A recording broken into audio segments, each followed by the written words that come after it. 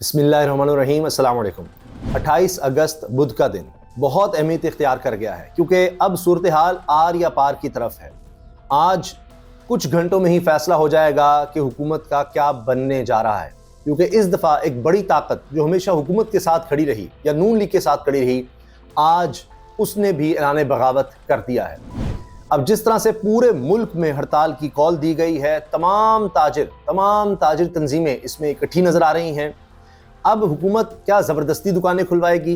एक दिन ये लोग खुद मजबूर होकर दुकानें बंद कर रहे हैं और ये कह रहे हैं कि जी शाम को हम मज़ीद लाहेमल का ऐलान करेंगे, और पहले ही कह रहे हैं कि हमें बड़ा नुकसान हो रहा है, मज़ीद टैक्स हम नहीं दे सकते, हमसे तो बिजली के बिल नहीं दिए जा रहे, आगे लोग क्या करेंगे, हम अपने असासे बेच कर गुजारा कर रहे हैं और हुकूमत ऊपर से हम पर टैक्स भी लगाने जा रही है। तो ये हो ही नहीं सकता, आप कारोबार चल ही नहीं सकते। इंडस्ट्री पहले ही बंद हो रही है और जब ये हड़ताल होगी तो जाहिर है कि मईशत को मज़ीद नुकसान होगा, हुकूमत के लिए भी टैक्सेस का मसला बनेगा। लेकिन ताजिर तंजीमों की हड़ताल से यकीनन हुकूमत पर प्रेशर बनेगा।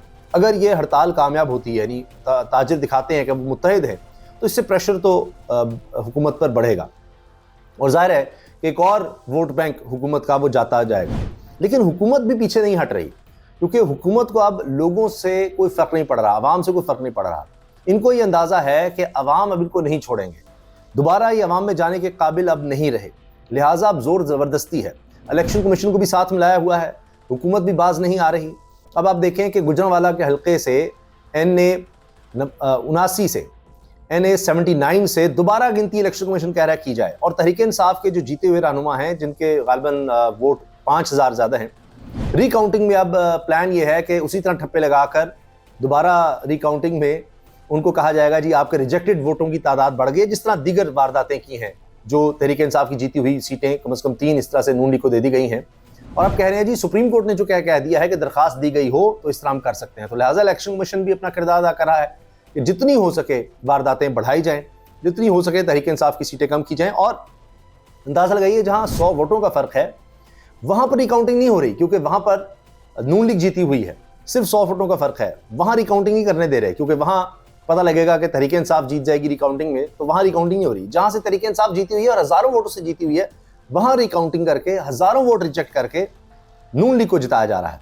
तो इलेक्शन कमीशन और हुकूमत भी मिली हुई है, और हुकूमत ने एक और वारदात करने की ठान ली है, जिसमें मौलाना फजलुर रहमान साहब भी साथ देते नजर आते हैं, क्योंकि नूर आलम साहब जो बड़े मशहूर हुए सिंध हाउस में जब पाए गए थे, हाथ में वो उन्होंने मशरूब भी पकड़ा हुआ था और उसको बड़े तरीके से जनाब वो नोश कर रहे थे और कह रहे थे कि जी क्या, हाँ जहाँ मैं आया हूँ आज़ाद हूँ, फलां हूँ। और इतना बुरा उनका हाल हुआ कि फिर JUI में गए और फिर जिस तरह से उनको जितवाया गया ज़बरदस्ती। अब नूर आलम साहब भी आगे आगे होंगे, यानी मौलाना फजलुर रहमान साहब एक तरफ अपोजिशन के साथ नज़र आते हैं और मज़े दो ले रहे हैं, हुकूमत के भी।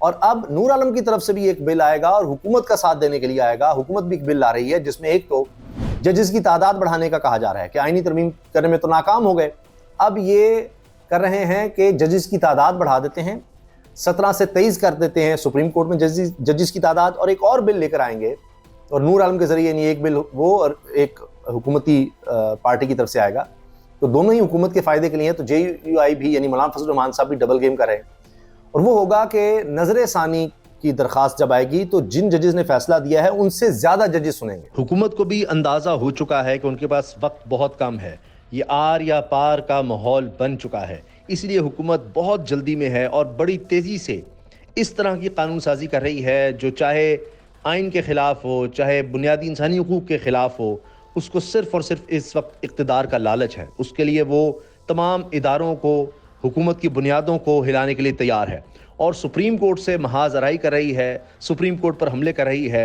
और यही माहौल है जो मुल्क को तबाही की तरफ ले जा रहा है। अब आपने देखा कि मखसूस नशिस्तों का फैसला 13 रुकनी बेंच ने किया था। 8 जजेस ने कहा था ये मखसूस नशिस्तें तहरीक इंसाफ को मिलनी चाहिए, उनके लोगों को आप माने। अब उसमें नजर सानी में गए हुए हैं और अब ये चाहते हैं कि ये लाकर कानून कहा जाए कि पीछे से इसका इतलाक होगा, माजी से, और फिर 23 तादाद हो चुकी होगी जजेस की, और हम अपने टाउट जजेस लगाएंगे, अपने बंदे लगाएंगे, और इस तरह आज़ाद जजेस की जो आइन के साथ खड़े हैं, मंसूर अली शाह जैसे, अतरमान अल्लाह जैसे, मुनीब अख्तर जैसे, इनकी तादाद इन 8 के मुकाबले में हम तादाद बढ़ा देंगे दूसरी तरफ, और फिर ये दोबारा मखसूस नशिस्तें हमारे पास आ जाएंगी। तो ये प्लान ये बनाते जा रहे हैं। अब पहले कितने इनके प्लान कामयाब हुए हैं मखसूस नशिस्तें हथियाने का, यही इलेक्शन कमीशन के साथ था, यही सब कुछ था। इनको यकीन था काजी भाई साहब भी हमारा साथ देंगे, लेकिन बात नहीं बनी। अब ये भी करके देख लें कितना इन्होंने फ़ायदा उठाया है। और इस दौड़ में, इस इक़्तिदार की हवस में, इस लालच में जो इन्होंने तबाही कर दी है, आज बलूचिस्तान के आप हालात देख लीजिए, आज आप खैबर पख्तूनख्वा में देख लीजिए, आज आप मईशत का हाल देख लीजिए, तबाही बर्बादी हो गई है। और बलूचिस्तान से मज़ीद बड़ी ख़तरनाक खबरें आ रही हैं। और अभी जो लेटेस्ट अभी तक खबरें हैं वो बड़ी खौफनाक हैं।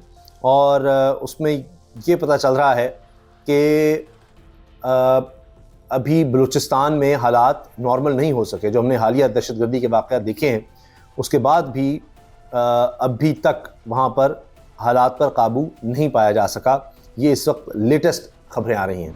तो हुकूमत इस वक्त सिर्फ़ और सिर्फ एक कोशिश में है कि किसी ना किसी तरह वो इक़्तिदार पर काबिज़ रह सके बस, क्योंकि अवामी हुकूमत है नहीं, उनको इस चीज़ की परवाह नहीं है कि लोग क्या सोचते हैं क्या नहीं। लेकिन ये हड़ताल अगर कामयाब होती है तो मैं आपसे अर्ज़ कर रहा हूँ कि इससे हुकूमत पर दबाव आएगा, क्योंकि JUI भी इसमें साथ है, वही डबल गेम जो कर रहे हैं। लेकिन तहरीक इंसाफ ने भी इसमें हिमायत का ऐलान कर दिया इस हड़ताल में, जमात इस्लामी ने भी ऐलान कर दिया है। और इस हड़ताल का इम्पैक्ट आप देखिएगा 8 सितंबर को भी आएगा, जब तहरीक इंसाफ ने फाइनल कॉल दे दी हुई है जलसे की और कह रहे हैं कि उसमें लाखों लोग आएंगे, तो इसका इम्पैक्ट उसमें भी आना है, तो एक मोमेंटम बनेगा। तो ये हुकूमत के लिए एक बड़ी बाज़े अब खतरे की घंटी होगी। जिस तरह आप देख रहे हैं यूटिलिटी स्टोर्स मुलाजमीन वो पहले ही एहतजाज की तरफ जा रहे हैं। तो आप देखें कि अब मुख्तलिफ जो सेक्शंस के हैं सोसाइटी के, वो इकट्ठे होते चले जा रहे हैं हुकूमत के ख़िलाफ़। और सभी को नज़र आ रहा है कि इस हुकूमत के होते हुए उनकी ज़िंदगी में तो कोई बेहतरी नहीं आ सकती, बल्कि तबाही ही तबाही है। इसके साथ आप ये देखें कि इतनी खौफनाक की खबर है कि बैरूनी माली मुआवनत सुस्त रवि का शिकार, पाकिस्तान को सिर्फ $436 मिलियन मौसूल हो सके, यानी 43 करोड़ 60 लाख डॉलर मौसूल हो सके हैं। ज़रूरत कितनी है? ये 43 करोड़ डॉलर मिल सके, जबकि ज़रूरत है हमें 19 अरब 21 करोड़ डॉलर की। 19 अरब 21 करोड़ डॉलर के हदफ के मुकाबले में 2.2% कर्ज मिल सका है, सिर्फ 2.2%। आप सोचिए, नहीं 2% मिला है, 98% अभी हमें और कर्ज चाहिए। और माली साल की इसी मुद्दत में, गुज़श्ता माली साल की इसी मुद्दत में 2 अरब 89 करोड़ डॉलर बैरूनी कर्जा मिला था। जुलाई में नया पाकिस्तान सर्टिफिकेट के जरिए 12 करोड़ 77 लाख डॉलर मिले, तो ये बहुत ही कम है। और आप देखें कि हमने अभी IMF की शर्त अगर पूरी करनी है तो उसके लिए भी हमें अभी अरबों डॉलर चाहिए। और स्टेट बैंक के गवर्नर कह रहे हैं कोशिश है मशरिक़ वस्ता के कमर्शियल बैंकों से 4 अरब डॉलर मिल जाएं, ये अभी तक कोशिश है। सितंबर में भी IMF के एजेंडे पर पाकिस्तान नहीं है। अभी ये भी खबर आई है कि सिक्योरिटी फोर्सेस का तीरा में फितनाल खारिज के खिलाफ ऑपरेशन, 25 खारिज हलाक, 4 जवान भी इसमें शहीद हुए हैं। आज़ाद कश्मीर के वज़ीर आज़म रोने लग गए हैं। वो कह रहे हैं जी बिजली 3 रुपये यूनिट के बावजूद 33% रिकवरी ना होना सवालिया निशान है, ये खुद कह रहे हैं। यानी 3 रुपये यूनिट बिजली कर दी, जिस तरह आज़ाद कश्मीर में एहतजाज हुआ था, फिर भी रिकवरी नहीं हो रही, 33%, फिर भी बिल अदा नहीं हो सके। ये सोचिए क्या हुआ है। मरीम नवाज साहिबा आज़मा बुखारी साहिबा का पीछे हैं, उन्होंने कुछ बिल शेयर कर दिए हैं और उसमें लिखा है कि वज़ीर आज़म मरीम नवाज शरीफ साहिबा की वजह से ये आपको रिलीफ मिल रहा है। लोग अभी तक कह रहे हैं कि हमें तो रिलीफ नहीं मिला, और मरीम साहिबा ने वो बिल भी ब्लर कर दिए हैं ताकि आप ऑनलाइन चेक ना कर सकें। अब खबरें ये हैं कि जो बिल आ गए हैं उनको वापस किया जाएगा और नए बिल जब आएंगे तो उसमें ये डिस्पेंड होगी। अब कितनी होती है, कितने हज़ार आपको बिल दिया जाता है, उसमें कितनी कटौती की जाती है, ये तो बिल आएगा तो पता लगेगा।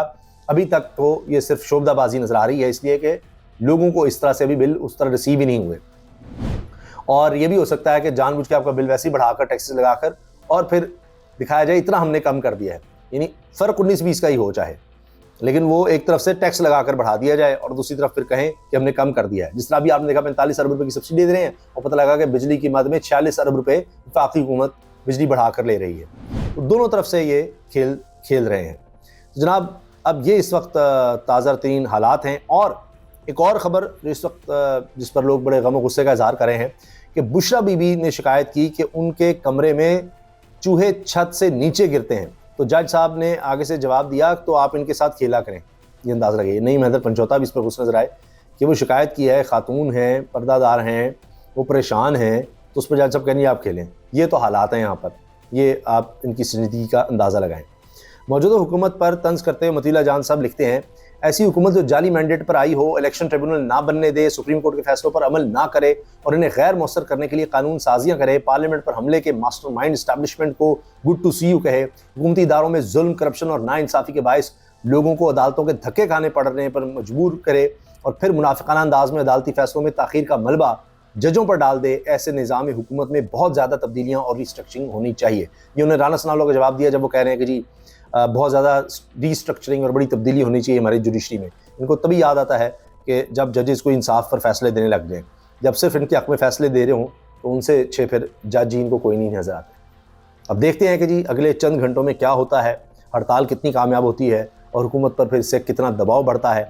जो ताकतवर माफियाज़ हैं उन पर तो हुकूमत का असर नहीं होता, चाहे वो सीमेंट हो, चाहे ऑल मार्केट कंपनियां हो, चाहे शुगर, चाहे फ्लावर मिल्स, जितने ये स्ट्रॉन्ग हैं क्योंकि इनके अपने इंटरेस्ट इनके साथ हैं। शरीफ ख़ानदान की अपनी शुगर मिल्स भी हैं, उनके इस तरह से कारोबार जुड़े हुए हैं। तो जब वहाँ पर हड़ताल होती है तो फ़ौरन ही हुकूमत कहती है अच्छा इस पर देखते हैं, कुछ करते हैं, टैक्सेस वापस लेते हैं।